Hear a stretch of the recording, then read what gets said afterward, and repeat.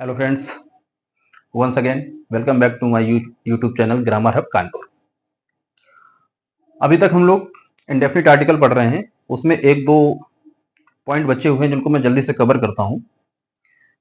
जैसे कुछ सेंटेंसेस आपके पास ऐसे आएंगे जहां पर स्पेसिफिक वर्ड का यूज किया होगा।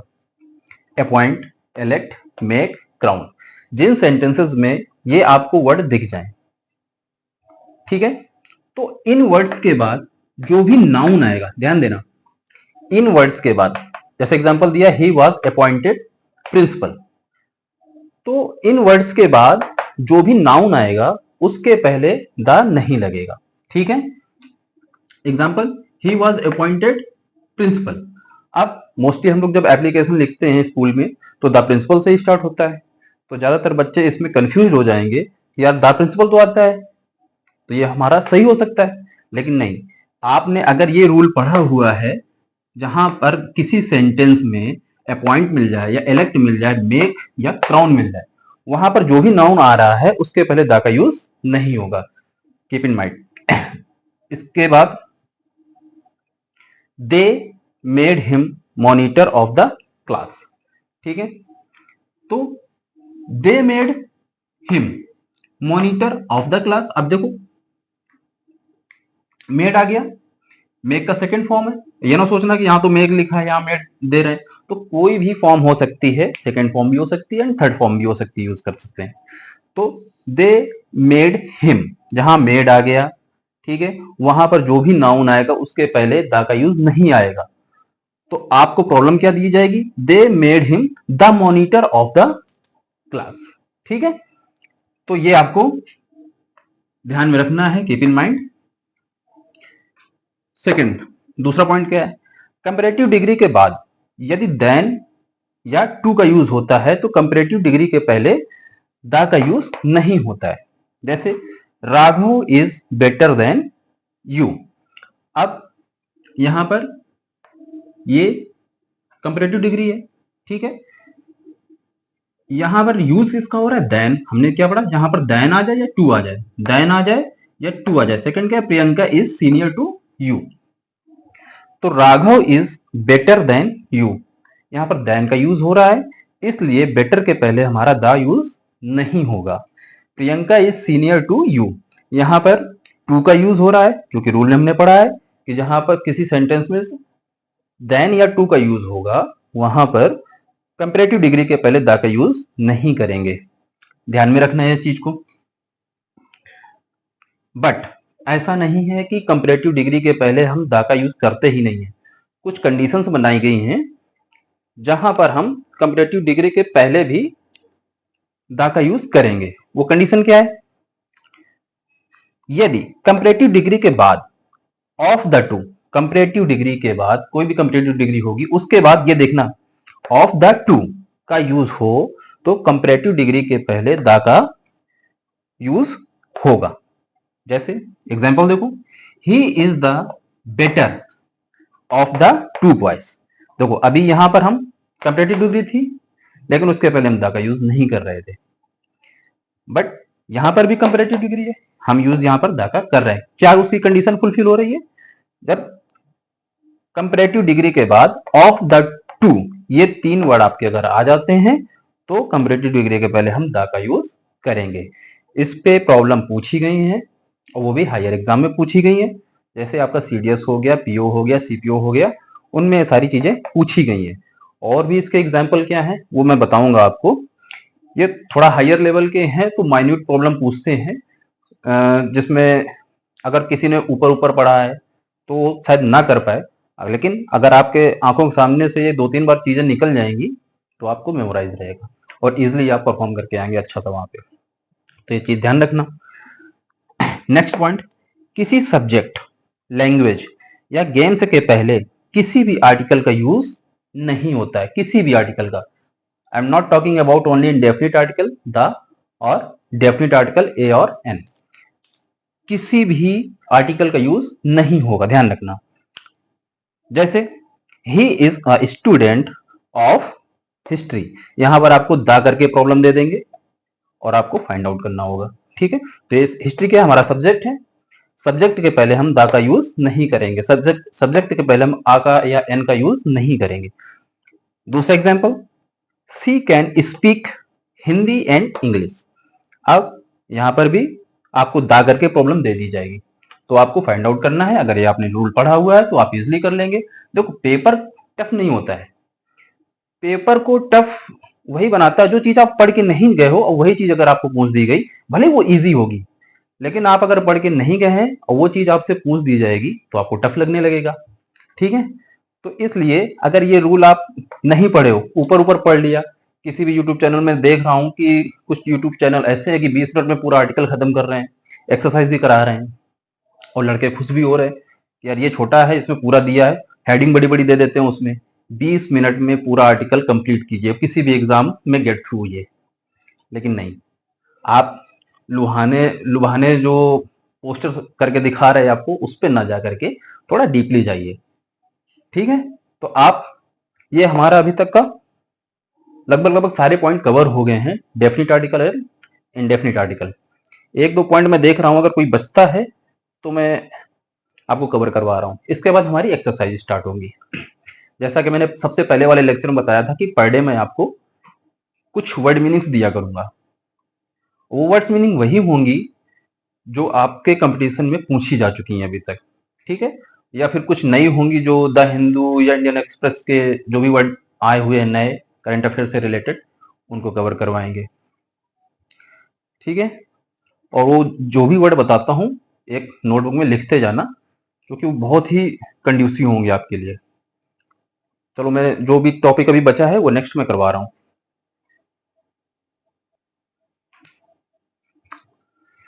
बस ये लास्ट 2 पॉइंट बचे हुए हैं, इनको मैं कवर करता हूं। इसमें कह रहा है जिन सेंटेंसेस में हु, विच, दैट के पहले प्रयुक्त, इन वर्ड्स के पहले यदि कोई नाउन यूज हो रहा है तो वो प्राय यूजली द अपने साथ लेते हैं। जैसे he is the boy who give me a glass of water. देखो, सबसे पहला जो लेक्चर था उसमें मैंने बताया था द कब लगाते हैं, जब किसी नाउन के बारे में हमको प्रॉपरली पता होता है, हम जानते हैं जिसके बारे में बातचीत हो रही है, तो हमारा डेफिनेट आर्टिकल हो जाता है। तो एक तो उस सेंस में समझ लो कि डेफिनेट आर्टिकल है, क्योंकि इस लड़के को हम जान रहे हैं जिसने मुझे पानी का ग्लास दिया था, तो बॉय के पहले हम द लगा सकते हैं। अच्छा, दूसरी चीज, दूसरी कंडीशन क्या फुलफिल हो रही है, कह रहा है जिस सेंटेंस में हु हिच आ जाता है नाउन के बाद, तो उसमें हम उस नाउन के पहले द का यूज कर देते हैं। ठीक है, तो 2 कंडीशन फुलफिल हो गई। पहली कंडीशन कि एक तो डेफिनेट आर्टिकल है। डेफिनेट आर्टिकल क्यों है, क्योंकि ये जो लड़का है इसको मैं पहले से जानना हूं, जिसने मुझे एक पानी का ग्लास दिया हुआ था। ठीक है, तो दोनों कंडीशन, कोई भी कंडीशन इसमें लगा लो, आप इसको इजिली सॉल्व कर सकते हैं। तो एक तो ये कंडीशन हो गई, हु आ रहा है तो उसके पहले नाउन आ रहा है, जो भी नाउन आएगा तो हम प्राय द का यूज करते हैं, पहली कंडीशन हो गई। अच्छा, कुछ वर्ड ऐसे हैं जिनका एक वाइडेस्ट रोल प्ले करते हैं। वाइडेस्ट मतलब जो है तो एक कहावत जैसे आ जाती है कि आदमी नश्वर है, या जो अर्धांगिनी होती है वो पति की एक मेट होती है। उस सेंस में हम लोग सब्जेक्ट नाउन के पहले हम द का यूज नहीं करते हैं मोस्टली। देखो, man, women, death, life, science, art, nature आदि का प्रयोग यदि व्यापक अर्थों में हुआ है, एक वाइडेस्ट नेचर में हुआ है, तो उनके पहले द का यूज नहीं होते हैं। जैसे मोस्टली हम लोग यूज करते हैं the death, the man, the women, the life, the science, the art, this is the art ऐसे बोलते हैं ना, the nature. Mostly in words के पहले हम लोग द का यूज करते हैं। बट यहां पर बोला गया है जब इनका प्रयोग किसी वाइडेस्ट नेचर में हुआ है तो हम वहां पर नाउन के पहले द का यूज नहीं करेंगे। जैसे मैन इज मोर्टल, जो आदमी है, जो आदमी है या व्यक्ति है वो एक नश्वर है, तो एक व्यापक सेंस है। सही बात है ये कि आदमी इमोर्टल तो है नहीं, मोर्टल है, एक ना एक दिन शरीर हमारा नष्ट हो जाना है। तो ये बात सही कही गई है। तो ये एक व्यापक अर्थ में यूज किया जा रहा है, तो इसलिए मैन के पहले हम दा नहीं यूज करेंगे। प्रॉब्लम आपको यहां करके दी जाएगी, ठीक है। Women is man's mate. जो विमेन जो होती हैं वो मैन व्यक्तियों की फ्रेंड होती हैं, मेट होती हैं, सहायक होती हैं, ठीक है। तो यहां पर भी एक सही बात कही गई है, जो हस्बैंड वाइफ के बारे में बात की गई है वहां पर ये एडेज पूरी जो है तो सही बैठ रही है। तो इसका भी यूज व्यापक अर्थों में हुआ है, तो इसके पहले हम दा का यूज नहीं करेंगे, ठीक है। ये तो हो गया हमारा डेफिनेट आर्टिकल दा, यहां तक ही था, फिनिश हो गया। अब इसके बाद मैं कुछ एक्सरसाइज करवाऊंगा जिसमें आपको थोड़ा मोटा मोटा आइडिया पता चल जाएगा कि कैसे क्वेश्चंस आते हैं, और मैं ये भी बताऊंगा कि किस एग्जाम में पूछे गए हैं। तो आपको चूंकि ऐसे मैं कराऊंगा, आपको दे दी प्रॉब्लम, तो आपको ये लगेगा इसकी इंपॉर्टेंस पता नहीं चलेगी, बट जब आपको ये पता चल जाएगा कि यार ये सेंटेंसेस तो कंपटीशंस में पूछे जा रहे हैं, इस एग्जाम में पूछे जा रहे हैं, तब आपका इंटरेस्ट इसमें थोड़ा बढ़ेगा, ठीक है। तो कुछ इसमें जो हो तो वो सेंटेंस दूंगा मैं आपको, इरर्स दूंगा, आपको अपना दिमाग लगाना है उसमें, बाद में मैं बताता हूं। और इसके बाद कुछ वर्ड मीनिंग्स में दूंगा, वो आपको लिखनी है। हो सकता है कभी कभी मेरी क्लास बोरिंग लगे आपको, क्योंकि मैं इतना हो सकता है अच्छे से ना आप लोगों को कन्वे कर पा रहा हूँ अपना मैसेज, जिस हिसाब से आजकल यूट्यूब चैनल बताते हैं। बीच में हंसी मजाक भी होता है, मैं भी देखता हूँ, अच्छा लगता है, लेकिन मैं इतना हैबिचुअल नहीं हूँ अभी, इतना आप लोगों के साथ अभी इंटरेक्ट नहीं हुआ है, सब्सक्राइबर भी कम है, तो उतने कमेंट्स भी नहीं आते हैं, लेकिन धीरे धीरे सब कुछ हो जाएगा।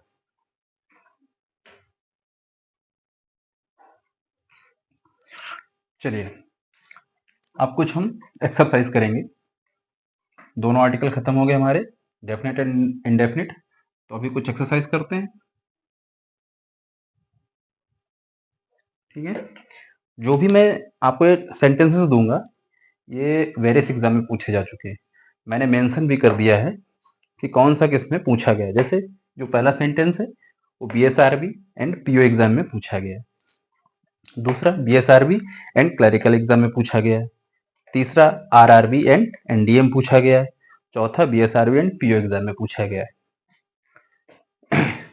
इस पे बेस सीडीएस वगैरह में जैसे मैंने देखा है कि लगभग कभी कभी 10 से 12 प्रॉब्लम्स आती हैं जो पार्ट्स ऑफ स्पीच की होती हैं, ठीक है।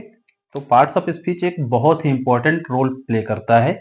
ऐसा नहीं है कि इसमें आप केवल 10 से 12 ही आप मार्क्स देख रहे हो या क्वेश्चंस देख रहे हो, क्योंकि अगर ये पार्ट्स ऑफ स्पीच आपका कंप्लीट होता है तो कई सारे, जैसे सेंटेंस अरेंजमेंट का आ जाता है, ठीक है, एक्टिव एंड पैसिव आ जाता है, नरेशन आ जाते हैं, उनमें भी काफी ये बेनिफिशियल होते हैं।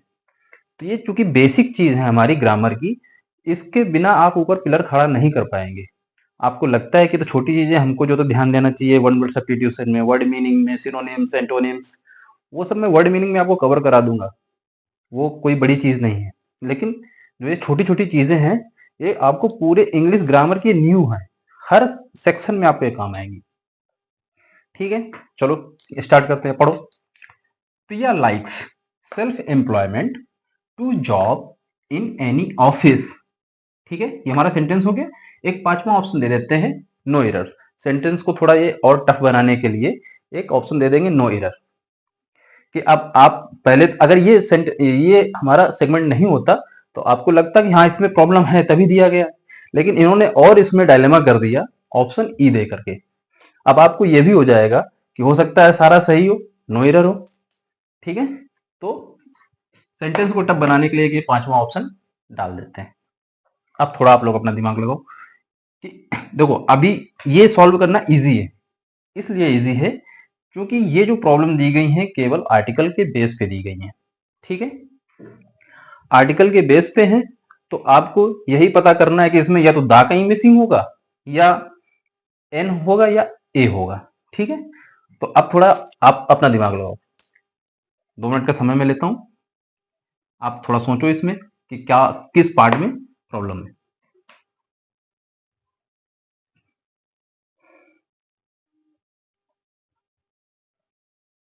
चलो मैं ज़्यादा टाइम नहीं लूंगा आप लोगों का, आप लोग वीडियो पॉज करके भी देख सकते हो, मेरे रुकने की जरूरत नहीं है, ठीक है। प्रिया लाइक्स सेल्फ एम्प्लॉयमेंट, ठीक है, प्रिया को सेल्फ एम्प्लॉयमेंट पसंद है। टू जॉब, अब देखो इन एनी ऑफिस, सबसे पहले तो देख लिया करो कि प्रिया है उसके हिसाब से लाइक्स आ गया। ये अभी ये दिमाग में ना रखो कि हम केवल आर्टिकल इसमें सर्च आउट कर रहे हैं कि आर्टिकल में प्रॉब्लम होगी। सबसे पहले आप ये देखा करो, हालांकि हो सकता है किसी के अभी टेंस वगैरह इतने मजबूत ना हो कई बच्चों के, वो मैं आपको टेंसेस भी कराऊंगा सारे, बाद में पढ़ाऊंगा। इसके बाद जब पार्ट्स ऑफ स्पीच खत्म होगा तब टेंस की क्लासेस चलेंगी, एक्टिव पैसिव चलेगा, नरेशन चलेगा, ठीक है, वो मैं बाद में कराऊंगा। आप इसके नोट्स बना लीजिए, वो उसके बारे में ज्यादा चिंता ना कीजिए, वो मैं कवर करवाऊंगा। तो प्रिया लाइक्स, प्रिया के हिसाब से इसमें लाइक्स आ गया, ठीक है, क्योंकि प्रिया सिंगुलर है तो यहाँ पर SIES लग गया। सेल्फ एम्प्लॉयमेंट, सेल्फ एम्प्लॉयमेंट होता है, इसमें कोई प्रॉब्लम नहीं है, तो हमारा ऑप्शन ए और बी दोनों सही है। टू जॉब, देखो मैंने शुरू में जब इंडेफिनिट आर्टिकल पढ़ाए थे तब उसमें मैंने सिंगुलर काउंटेबल नाउन के बारे में आपको बताया था कि ये जॉब क्या है, एक सिंगुलर नाउन है, ठीक है, ये क्या है, सिंगुलर नाउन है, और सिंगुलर नाउन है तो इसमें हम आ या एन का यूज करेंगे, ठीक है। तो ये जे हमारा कॉन्सोनेंट है, तो कॉन्सोनेंट के हिसाब से क्या आ जाएगा, यहाँ पर ए आ जाएगा, ऑप्शन सी हमारा सही हो जाएगा। कहां पर प्रॉब्लम थी, पार्ट सी में, ठीक है। और ये छोटे मोटे एग्जाम में नहीं पूछा गया, आपको पीओ एग्जाम में पूछा गया है, जबकि चीज कितनी छोटी सी है कि जॉब हमारा सिंगुलर काउंटेबल नाउन है, तो वहां पर जॉब के पहले हम आ का अप्लाई कर देंगे, ठीक है। दूसरा देखिए, it being rainy day, most of the people out on the street were carrying umbrellas, ठीक है। सबसे पहले देख लो कैरिंग अम्ब्रेलास, यहां पर प्लूरल आ गया है, तो यहां पर इंडेफिनिट आर्टिकल का कोई मतलब ही नहीं है। जो आप लोग सोचो कि अम्ब्रेला आया यहां पर एन लग सकता है, लेकिन नहीं, क्योंकि यहां पर काउंटेबल तो है नहीं, ठीक है, मतलब प्लूरल है ये, तो अम्ब्रेलाज है तो आ और एन का यूज होगा ही नहीं, तो ये हमारा सेगमेंट सही हो गया, ठीक है। दूसरा आ जाओ, आउट ऑन द स्ट्रीट वर, अब पीपल है तो पीपल के हिसाब से वर आ गया है, हेल्पिंग वर्ब प्लूरल ही तो आएगी। आउट ऑन द स्ट्रीट वर, ये भी हमारा सही है। मोस्ट ऑफ द पीपल, ठीक है, ये भी सही है हमारा, पीपल के पहले द आ गया, मोस्ट ऑफ द पीपल ये हमारा होता ही, मोस्टली आप लोगों ने पढ़ा होगा न्यूज़पेपर, अगर आप लोग रीडिंग करते हैं तो ये चीजें आपके सामने बार बार गुजरेंगी। इट बीइंग रेनी डे, अब यहां पर आ जाइए, मेन खेल यहां पर है, देखो रेनी डे एक दिन की बात हो रही, डेज नहीं है, यहां पर क्या है, रेनी डे, तो ये क्या है, सिंगुलर है, ठीक है। और सिंगुलर के पहले हम क्या इंडेफिनिट आर्टिकल यूज करते हैं, इंडेफिनिट में हमारा ए आ जाएगा यहाँ पे, ठीक है। और मैं आप लोगों को सजेस्ट करूंगा थोड़ा कि आप लोग ये ग्रामर के भरोसे ही ना रहें, एक न्यूज़पेपर इंग्लिश का ले लिया करो, जरूरी नहीं कि आप पर डे लो, क्योंकि थोड़ा कॉस्टली भी आता है, 8-10 रुपए का एक पड़ता है इंग्लिश का, तो आप वीक में एक न्यूज़पेपर लो, लेकिन उसको पूरा रीडिंग करो, आपको समझ में आए ना आए डजेंट मैटर, आप न्यूज़पेपर रीडिंग जरूर करें, उसमें कई सारी चीजें आपको क्लियर हो जाएंगी, कुछ वर्ड मीनिंग होगी जो पर डे आपकी आंखों के सामने से गुजरेंगी, आप एक दिन में उसको ना देखें इसका मतलब क्या होता है, 2 दिन में ना देखें, जब तीसरे दिन वो ऑटोमेटिक वर्ड आएगा आपके सामने तो आपको लगेगा कि यार इसका मतलब मुझे पता होना चाहिए, रोज ये वर्ड घूम घूम के वहीं पर आ रहा है, ठीक है। और कई सारे ग्रामेटिकल मिस्टेक्स आपको पता चलेंगी, कई सारे ग्रामर जो हम लोग याद तो कर लेते हैं लेकिन यूटिलाइज नहीं कर पाते हैं, तो वो बार बार जो सेंटेंस आएंगे उसमें कई सारे ग्रामर के कंसेप्ट आपके क्लियर होंगे, ठीक है। एक्टिव पैसिव क्लियर होगा, उसमें नरेशन क्लियर होगा, पार्ट्स ऑफ स्पीच क्लियर होता है, किसके पहले दा लग गया तो क्यों लग गया, जब आप न्यूज़पेपर रीडिंग करेंगे फिर आप रूल से देखेंगे इसमें जो मैंने बताए हैं, तो आपका कंसेप्ट बिल्कुल क्लियर होगा। तो ये पढ़ने के साथ साथ आप एक न्यूज़पेपर जरूर लीजिए, वीक में चाहे एक लीजिए डजेंट मैटर, आप लेकिन पूरा न्यूज़पेपर उसको पढ़िए, ठीक है। तो सेकंड हमारी प्रॉब्लम सॉल्व होगी। Third, laser beams can carry long distance signals in way somewhat similar to radio waves and noise, ये देखो कहां पूछा गया है, आरआरबी में पूछा गया है और एनडीए में पूछा गया है, बड़े एग्जाम से उसमें पूछा गया है। तो लेजर बीम्स कैन कैरी, पहला सेगमेंट मुझे सही लगा बिल्कुल। लॉन्ग डिस्टेंस सिग्नल्स इन अ वे। अब देखो अपने आप, क्योंकि देखो मेरे मुंह से इन अ वे निकला, क्यों निकला? क्योंकि वे की बात हो रही है, सिंगुलर है, ठीक है, वेज नहीं है। और यहां पर हमको पता है कि हम आर्टिकल का यूज प्रॉब्लम इसमें सर्च आउट कर रहे हैं, तो ऑटोमेटिक मुंह से जब आप ऐसे सेंटेंसेस पढ़ने लगोगे तो आपके अंदर से ही वो सही कंसेप्ट निकलेगा। तो यहां पर डायरेक्ट इन अ वे, बाकी आगे सही है। Somewhat similar to radio waves, कुछ कुछ रेडियो सिग्नल की तरीके, ठीक है। चौथी प्रॉब्लम देखो, Nathan's habit of delaying his work put his colleagues to lot of trouble. अब ये सबसे पहली वाली क्लास, जो सबसे पहला लेक्चर मैंने दिया था, कुछ नहीं देखना है। ये जब रूल्स जब आप पढ़ोगे तो जो मैंने रूल्स बता दिए आपको, उसमें जैसे ही लॉट ऑफ आया आपका दिमाग तुरंत क्लिक करेगा कि लॉट ऑफ के बारे में मैंने कुछ तो पढ़ा था। सबसे पहली क्लास में सबसे पहला कंसेप्ट मैंने यही स्टार्ट किया था, a lot of, a great deal of, a greater of, ऐसे करके मैंने कई सारे वर्ड्स बताए थे। तो ऑटोमेटिक यहां पर लॉट ऑफ के पहले आ जाएगा, ठीक है। और पूछा कहां गया? बीएसआरबी एंड पीओ एग्जाम से पूछा गया है। तो इस तरीके से आपको, ये तो इंडेफिनिट आर्टिकल के बारे में बताया मैंने। अभी कुछ एग्जांपल्स में आपको डेफिनिट आर्टिकल के बारे में बताता हूं। इस तरीके से कम आप कोई भी एक आपको बुक ले सकते हैं ग्रामर की, जो भी आपको कंपटीशन में अच्छी लग रही हो। अगर आपका रूल मैंने जो बता दिए हैं अभी तक, वही सब में सारी बुक्स में, भले उसका पब्लिकेशन चेंज हो गया, राइटर चेंज हो गया, डजेंट मैटर, जो मैंने रूल बता दिए वही सारी बुक्स में मिलेंगे। उसकी बैक एक्सरसाइज जितनी है वो आप लोग लगाना स्टार्ट करो, और हो सके तो अकेले पढ़ाई ना करना, अपना कोई एक फ्रेंड लो साथ में, उससे डिस्कशन करो। बिकॉज ये चीजें डिस्कशन से इतने अच्छे से आपके दिमाग में सेटअप हो जाएंगी कि लॉन्ग लास्टिंग होंगी। हो सकता है कि आप अकेले पढ़ाई कर रहे हो और आप पढ़ते जा रहे हो, 2-4 दिन रिटेन रहेंगे आपके माइंड में, इसके बाद आप जब इसको दोबारा जो तो रिगेन करना चाहोगे तो आप नहीं कर पाओगे। बट यही चीज अगर ग्रुप डिस्कशन करेंगे आप लोग, एक या दो फ्रेंड ऐसे, जब आप लोग पढ़ाई कर ही रहे हैं तो आज एक दूसरे से टॉपिक दे दिया करो कि आज इस टॉपिक में मैं बताऊंगा, इस टॉपिक में तुम बताना। आज मैं इंडेफिनिट आर्टिकल तैयार कर ले रहा हूँ, आप डेफिनिट आर्टिकल तैयार करके आना। एक दूसरे से पहले साझा करो अपना अपना नॉलेज। इसके बाद कुछ प्रॉब्लम्स आप उनको दो, अपने फ्रेंड को, और कुछ प्रॉब्लम वो आपको देगा। फिर आप एक दूसरे का टेस्ट लो। इससे क्या होगा कि आप भले ही अपने दोस्त को इंडेफिनिट आर्टिकल के बारे में कल बताने वाले हैं, लेकिन आप डेफिनेट आर्टिकल भी पढ़ के जाएंगे। क्यों? क्योंकि वो जो सामने वाला है वो आपसे डेफिनेट आर्टिकल के बारे में पूछेगा, और आप उसको इंडेफिनिट आर्टिकल के बारे में बताएंगे, तो वाइस वर्सा होगा, वो इंडेफिनिट आर्टिकल भी तैयार करके आएगा, क्योंकि उसको रिप्लाई करना है बताने के साथ साथ। तो ये कंसेप्ट मुझे अभी तक जो अच्छा लगा कि मतलब अगर फ्रेंड सर्किल है, उसमें अगर दो लोग एक दूसरे से डिस्कशन करके पढ़ाई कर रहे हैं, तो वो बहुत ही अच्छा आपके लिए अनुभव रहेगा और लॉन्ग लास्टिंग रहेगा आपके लिए। बार बार आपको रिवाइज करने की जरूरत नहीं पड़ेगी। पढ़ने का तरीका यही होना चाहिए मेरे हिसाब से, क्योंकि ये मेरा खुद का अनुभव है जो लॉन्ग लास्टिंग रहता है।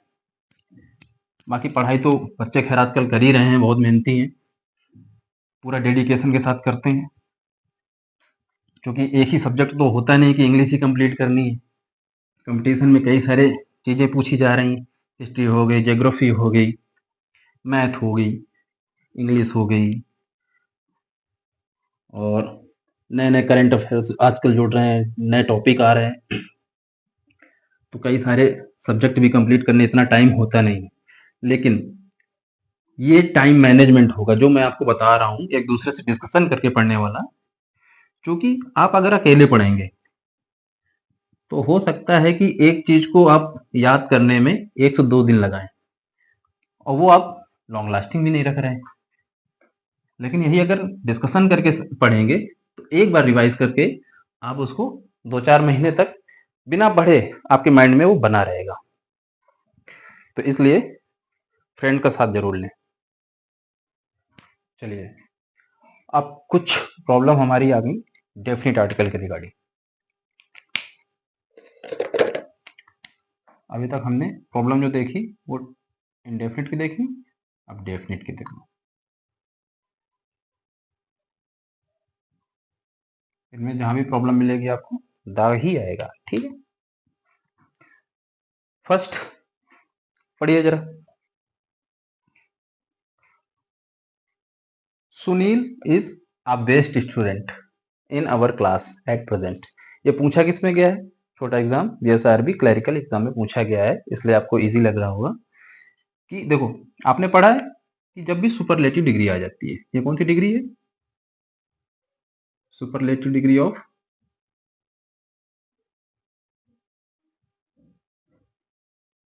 गुड।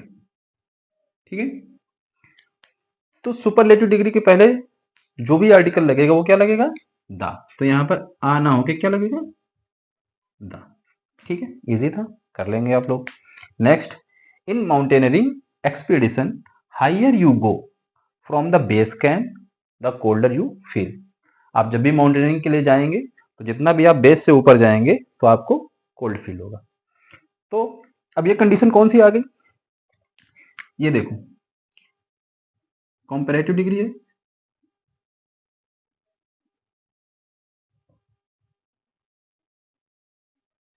और इसमें कहां पर कंपैरेटिव डिग्री मिल रही है? यह भी कंपैरेटिव डिग्री है। ठीक है, अब आपको मैंने एक रूल बताया था कि किसी सेंटेंस में जब दो आपको कंपैरेटिव डिग्री मिल जाती है, ठीक है, तो उस कंपैरेटिव डिग्री के पहले द का यूज होता है। इन माउंटेनियरिंग एक्सपीडिशन, ये तो हमारा सेंटेंस, ये सेगमेंट पूरा सही है। ठीक है, यानी कि प्रॉब्लम या तो इसमें होगी या इसमें होगी। Higher you go from the base camp, अभी हमको ये पता नहीं कि सही है कि गलत है, आप ऐसे तरीका ढूंढा करो कि कैसे कौन सा मुझे सही लग रहा है, तो उस सेगमेंट पे ये तो हमको श्योरिटी हो गई कि इसमें मान के चलो 33% ये है, ये सेगमेंट है, 33% ये सेगमेंट है, एंड 33% ये सेगमेंट है। ठीक है, अब आपको पता चल गया ये वाला तो सही है, बिल्कुल सही है। ठीक है, तो आपके 1/3 चांसेस गलत होने के कम हो गए कि नहीं? अब 50-50 बचा। ठीक है, या तो ये सही होगा या तो ये सही होगा, गलत होने के चांसेस हमारे कुछ कम हुए। अच्छा, अब इसमें भी आपको कंपेयर कर लो कि ये ज्यादा सही लग रहा है कि ये ज्यादा सही लग रहा है। तो देखो, higher you go from the base camp the colder you feel. अच्छा, अब यहां पर जब कंपैरेटिव डिग्री एक बार आ रही तो तुम्हारा दिमाग तुरंत क्लिक करेगा कहीं कि ये प्रॉब्लम तो कंपैरेटिव डिग्री से रिलेटेड है। और आपने पढ़ा हुआ है कि जब दो कंपैरेटिव डिग्री आती है किसी सेंटेंस में तो उनके पहले हम द का यूज कर देते हैं। तो ये भी सही हमको लग रहा है, द कोल्डर यू फील। ठीक है, यानी कि प्रॉब्लम हमारी बी में। आपको ये रूल अगर नहीं भी आ रहा है तो ऐसे आप प्रॉब्लम को फाइंड आउट धीरे धीरे करने लगेंगे, अभी अचानक से नहीं आएगा जब कई सारी चीजें आपको पता हो जाती हैं। जैसे कि मान के चलो कि कोई एक जीएस का क्वेश्चन लेते हैं हम, कि जो अपना इंडिया है वो कौन से कॉन्टिनेंट में आता है। ठीक है, अब ऑप्शन हमको 4 दे दिए गए, हमको 3 ऑप्शन उसमें पता है कि यार ये अफ्रीका कॉन्टिनेंट में तो नहीं आता है, अमेरिका कॉन्टिनेंट में तो नहीं आता है, ठीक है, ऐसे ऑस्ट्रेलिया कॉन्टिनेंट में तो नहीं आता है, तो चौथा जो ऑप्शन बचेगा ऑटोमेटिक सही होगा कि नहीं होगा? तो ऐसे ही इंग्लिश में भी है। आप अगर आपको आर्टिकल नहीं आ रहे या पार्ट्स ऑफ स्पीच में कुछ वर्ड नहीं आ रहे तो आप छोटा छोटा सेंटेंस लेके देखो कि ये सही है कि नहीं, इसमें कुछ ग्रामेटिकल मिस्टेक तो नहीं है। अच्छा, ये सही हो गया। अब इसमें प्रॉब्लम देखते हैं, इसमें आपको डाउट है तो लास्ट वाला देखने लगो कि ये सही है कि नहीं। जब ये सही लगेगा आपको तो सीधे से आपके गलत होने के चांसेस बहुत ही नेग्लिजिबल हो जाएंगे। तो इस हिसाब से भी आप देख सकते हो। हालांकि अपने में इतना कॉन्फिडेंस रखो, इतनी अच्छी प्रिपरेशन कर लो कि ये सब तुक्के लगाने की जरूरत ना पड़े, सीधे तीर चले। ठीक है, नेक्स्ट देखो, the greater the demand, the greater the demand higher the price. ठीक है, तो इसमें क्या है, ये भी देखो कंपैरेटिव डिग्री आ गया और ये भी कंपैरेटिव डिग्री आ गया। तो सीधी सी बात, जब दो कंपैरेटिव डिग्री एक सेंटेंस में आ गई तो दूसरा वाला इसमें द कैरी नहीं कर रहा है, तो ये हमारा पार्ट कौन सा हो जाएगा? ये गलत है, इसमें भी द का यूज होगा। मैं इसलिए आपको ये एग्जाम्पल बता रहा हूं क्योंकि देखो आप किस हिसाब से आजकल एग्जाम की डिमांड है, क्या आपसे पूछ रहे हैं। तो जो ये पूछेगा, देखो 2 बार पूछेगा, एक SCRA एग्जाम में पूछा गया है जो कि काफी बड़ा एग्जाम होता है रेलवे में, दूसरा है एसएससी सेक्शन ऑफिसर में पूछा गया है, अपने आप में एक ओहदा बहुत अच्छा है, ठीक है। तो ये बड़े बड़े एग्जाम में ऐसे पूछे जा रहे हैं, कंपेरेटिव डिग्री से पूछ लिए गए हैं। आपको अगर ये रूल आपको नहीं पता था तो आप पीछे जाइए, जो लेक्चर में पढ़ाया है उसको आप पढ़िए, ये इजिली आप लोग कर देंगे। Next, the teacher drew an attention of the boys to the importance of regular practice. देखो, ऑफ रेगुलर प्रैक्टिस बिल्कुल अपने आप में सेगमेंट सही है।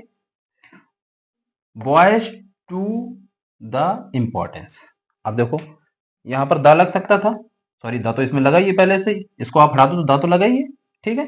तो हमको ये भी सही लग रहा है। The teacher Drew, the teacher Drew भी सही है, यानी कि प्रॉब्लम इस सेगमेंट में लगभग होनी चाहिए, क्योंकि हमको बाकी तो हमको पता है कि सही है। तो इसमें क्या प्रॉब्लम हो सकती है, एक याद करो आप, मैंने आपको पढ़ाया था noun plus of plus noun, जहां पर ये चीज आ जाएगी इनके पहले द का यूज होगा। तो देखो, अटेंशन, ठीक है, ध्यान आकर्षण करना, ये आपका एब्स्ट्रैक्ट नाउन में आ जाएगा आपका। तो attention of the boys, of the boys, तो ये भी एक नाउन हुआ, ये हमारा नाउन हुआ, तो दो कंडीशन फुलफिल हो गई, और ऑफ हमारा लगा है तो तीसरी कंडीशन भी फुलफिल हो गई। तो इसके पहले क्या लगा है, एन, यहां पर क्या आ जाएगा, द आ जाएगा। ये देखो माइन्यूट सी प्रॉब्लम दी है, और किसमें पूछा गया है, सीडीएस में पूछा गया है, और बीएसआरबी में पूछा गया है, ठीक है। तो ये कुछ एक्सरसाइज है। आप, जैसा कि मैंने बताया कि आप कोई भी बुक ले लो जो आपको पसंदीदा हो और आपको समझ में आ रही हो, डजेंट मैटर को इंग्लिश में है कि हिंदी में, जो भी आप लैंग्वेज प्रेफर करते हैं वो आप ले लीजिए, और प्रैक्टिस जरूर करिए, ठीक है। बिना प्रैक्टिस के चीजें आएंगी ही नहीं। आप सोच रहे हो कि जैसे हिस्ट्री है, ज्योग्राफी है, आप लोग एक बार याद कर लोगे तो आपके माइंड में रिटेन रहेगा, लेकिन ये चीजें ऐसी हैं कि जब तक आप प्रैक्टिस नहीं करेंगे, डिस्कशन नहीं करेंगे, आप इसको लॉन्ग लास्टिंग नहीं रख पाएंगे, ठीक है। तो अब कुछ वर्ड मीनिंग में आपको दे रहा हूं, उनको नोट डाउन कर लेना, और पर डे उनको रिवाइज करना, हो सके तो आप ऐसा किया करें, जो भी मैं वर्ड मीनिंग दूंगा आपको वो एक पेज में लिखिए, छोटा सा कोई कार्ड लीजिए या छोटी डायरी बनाइए आप लोग, उसमें लिखिए, और वो पर्चा आप हमेशा अपनी जेब में कैरी करिए, पॉकेट में डाले रहिए, और उसको दिन में 2 से 3 बार निकाल के पढ़ें, और उन्हीं वर्ड का यूटिलाइज करें कोई नया सेंटेंस बनाने में। सेंटेंस बनाने से क्या होगा, आपके दिमाग में ये चीज चलेगी कि मुझे ऐसे बोलना है, तो यहाँ पर इस वर्ड का यूज होना चाहिए, और जब वो वर्ड आप दिन में 3 से 4 बार बोलेंगे तो ऑटोमेटिक आपके दिमाग में, जहन में बैठ जाएंगे। बार बार वो ऑर्थोडॉक्स रूल ना अपनाइए कि हमको किताब खोल के बैठना है तभी हम पढ़ पाएंगे, ऐसे नहीं। नया तरीका करिए। आप अपने, अगर वो कैरी नहीं कर रहे हैं स्लिप, तो मोबाइल में एक स्क्रीनशॉट लीजिए, उस स्क्रीनशॉट को 2-3 बार देखिए दिन में, और दोस्तों का साथ जरूर लीजिए। अब मैं कुछ वर्ड मीनिंग लिख रहा हूं, चलो। अब ये जो वर्ड मीनिंग है, देखो लोग क्या करते हैं कि सिनोनिम्स याद करने लगते हैं, एंटोनिम्स याद करने लगते हैं, और वर्ड मीनिंग भी याद करते हैं। तो आपको अलग अलग भटकने की जरूरत नहीं है, आप वर्ड मीनिंग ही इतनी आप कंप्लीट कर लो कि जो भी एंटोनिम्स है, सिनोनिम्स है, अपने आप निकालने लगोगे, अलग से पढ़ने की जरूरत नहीं है, जहां तक मेरा जो तजुर्बा बोलता है। तो ये मैंने 5 दिए हुए हैं, आप इनको 5 वर्ड मीनिंग ना मान करके 10 से 11 मानिए, क्योंकि ये भी तो आपके कंप्लीट हो रही है, ठीक है। Abortive, abortive mean unsuccessful person या अनसक्सेसफुल, कुछ भी अपना किसी व्यक्ति के बारे में बोल सकते हैं, abortive personality, he has abortive personality, या एबॉर्टिव मैन है। तो इस हिसाब से आप इसको दिन में 2-4 बार यूज करें वर्ड को, और एबॉर्टिव को सर्च करें, गूगल करें, तो आपको क्या होगा, एक तो स्पेलिंग आपको क्लियर होगी, दूसरा हो सकता है कि मैंने अभी आपको अनसक्सेसफुल बताया है, इसके अलावा भी कुछ वर्ड्स मिल जाए, तो उसको सिनोनिम समझ के ना याद करना, केवल ये याद कर लो कि अनसक्सेसफुल, एबॉर्टिव, ये दोनों का मीन सेम आ रहा है, ठीक है। बैनल, बैनल क्या होता है कि कोई एक नॉर्मल सा प्लेस होता है, ठीक है, वहां पर जहां पर थोड़ी गैदरिंग होती है और लोग टहलते घूमते फिरते हैं, कॉमन प्लेस हो गया, ठीक है, तो वो हमारा बैनल आ जाता है। Third one फोली। फोली यानी कि मिस्टेक्स। कुछ हो सकता है कि आप पहली बार फोली वर्ड पढ़ रहे हो, कई सारे ऐसे वर्ड आएंगे जब आप अगर इंग्लिश से नाता आप नहीं रख रहे हैं तो कई सारे वर्ड्स आपको जो कॉमन से भी हैं वो भी आपको लगेगा यार तो मैं पहली बार पढ़ रहा हूँ, ठीक है, क्योंकि हम लोगों मैंने जहां तक अभी जितने लोगों से मिला हूँ और इंग्लिश ग्रामर के बारे में जब बात की है तो उनको सबसे बोरिंग सब्जेक्ट लगता है, होता भी है, क्योंकि कई बच्चे ऐसे होते हैं कि ऐसे माहौल से पढ़ के आते हैं जहाँ पर इंग्लिश का इतना ज़्यादा अच्छे टीचर नहीं मिल पाते हैं, अच्छे स्कूल नहीं मिल पाते हैं। इंग्लिश मीडियम वाले में तो खैर अच्छे स्कूल में जाते हैं, वहाँ पर ऐसे वर्ड्स मिलते रहते हैं उनको पढ़ने में, लेकिन जो गाँव के लोग होते हैं उनके लिए ये वर्ड और इंग्लिश काफ़ी बोरिंग फील होता है। तो कोई बात नहीं, मैं आपको इतने वर्ड बता दूंगा जो कंपटीशन में पूछे जाएंगे तो कम से कम 70 to 80% आप स्कोर करेंगे। बस इसको आप एक अलग नोटबुक आप बनाना, जितने भी वर्ड अभी तक पूछे जा चुके हैं जिनकी पॉसिबिलिटी है पूछने वाली, जो करंट अफेयर से रिलेटेड, वो सारे मैं आपको लिखाऊंगा, ठीक है। तो अब जैसे मैंने आपको बताया कि अगर 10 क्वेश्चन पूछे गए वर्ड मीनिंग के, ठीक है, तो इसमें आपको कम से कम 10 में 7 to 8 तो आ ही रहे होंगे, और जो 2 बचेंगे उसमें आप ये मान के ना चलो 2 क्वेश्चन कि आपके गलत हो गए, इसमें 50-50% का आपका चांसेस इसलिए बन जाएगा क्योंकि आपने इतनी तैयार की है मीनिंग्स, तो जो बच रही हैं उसमें एक दो तो ऐसे होंगे जिनको आप जानते होंगे कि हाँ इसका मतलब ये नहीं होगा, ये तो मैंने पढ़ा हुआ है, तो एक ही 2 ऑप्शन बचेंगे, उसमें 50-50% के चांसेस रहेंगे, तो हो सकता है दोनों क्वेश्चन सही हो जाए, हो सकता है कि एक क्वेश्चन सही हो, या हो सकता है दोनों गलत हो जाए। तो क्योंकि हमारे 7 तो 8 सही हो रहे हैं ना उसमें, तो इतने में पासिंग मार्क और अच्छी मेरिट लाने के लिए इतना सफिशियंट है। तीसरा प्लाइट। प्लाइट मीन डिफिकल्टीज होता है हमारा। सीदिंग यानी कि सफरिंग। तो ये वर्ड मीनिंग है, जैसा कि मैंने बताया, आप सबसे तैयारी करिए, डिस्कशन करिए, अपने दोस्तों को ये वर्ड दीजिए, थोड़ी देर में आप उनसे पूछिए, वो आपसे पूछेंगे, दूसरे सब्जेक्ट के साथ साथ आपको इसको पढ़ना पड़ेगा अगर आपको मतलब गेट थ्रू होना है एग्जाम में, तो इंग्लिश को आप कम ना आके, कई एग्जाम ऐसे हैं जिसमें इंग्लिश का इतना ज्यादा बोलबाला है कि उसके बिना आप किसी भी एग्जाम में गेट थ्रू नहीं हो पाएंगे। एनडीए हो गया, सीडीएस हो गया, पीओ हो गया, इनमें इंग्लिश का वेटेज इतना ज्यादा है, या पहले तो खैर डिफेंस में भी चलती थी बहुत ज्यादा इंग्लिश, लेकिन अभी उतना ज्यादा नहीं है, इस लेवल का नहीं पूछते हैं, लेकिन दूसरे एग्जाम में बहुत ही बेनिफिशियल रहेगी आपके लिए, ठीक है। तो आज के लिए इतना ही, मिलते हैं नेक्स्ट वीडियो में। हो सकता है आज की वीडियो लंबी हो गई हो, कोई बात नहीं, हमारा फिनिश भी हो गया पूरा आर्टिकल। नेक्स्ट टॉपिक देखते हैं क्या बढ़ा सकते हैं। नेक्स्ट कॉन्टेक्ट आप लोग हो सके तो कमेंट करना, जो भी आप लोगों को टॉपिक पढ़ना हो, या तो नाउन पढ़ाएंगे या एडजेक्टिव या प्रीपोजिशन, जो भी हो आप लोग थोड़ा कमेंट करके बताना। Thank you.